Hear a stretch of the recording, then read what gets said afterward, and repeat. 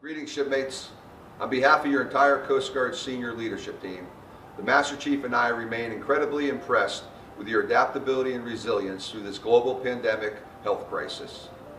First and foremost on our minds remains your safety and well-being and that of your families. As the old adage says, information is power, and our team here at headquarters is working tirelessly to put the right information in your hands. Information regarding PPE, information regarding teleworking, information regarding the upcoming PCS transfer season.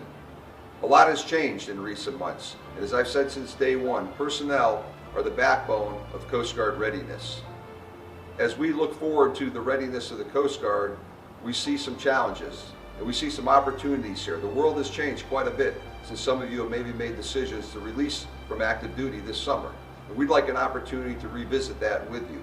Personnel Servicing Command is welcoming phone calls to the assignment officers about your personal circumstances, how the world may have changed, and how you may want to think about continued service in our United States Coast Guard.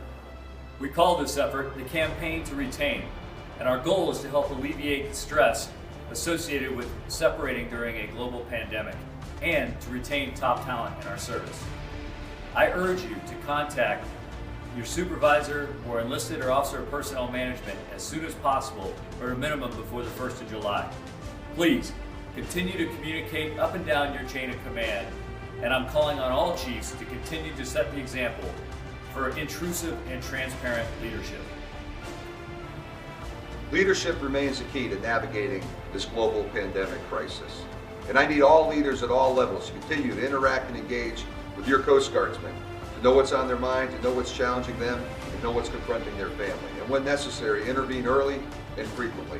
The Master Chief and I remain impressed with Coast Guard men and women continuing to stand the watch across the globe.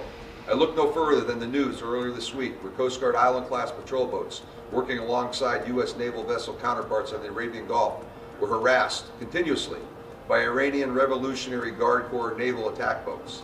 I look to the Caribbean and the Eastern Pacific Ocean where multiple Coast Guard cutters stand the watch, interdicting illicit narcotics. The Mohawk taking 1,700 kilograms of cocaine off the water just this past week. I look to the Atlantic seaboard, 200 miles offshore on a dark and stormy night, where we rescued a lone mariner off a sailing vessel.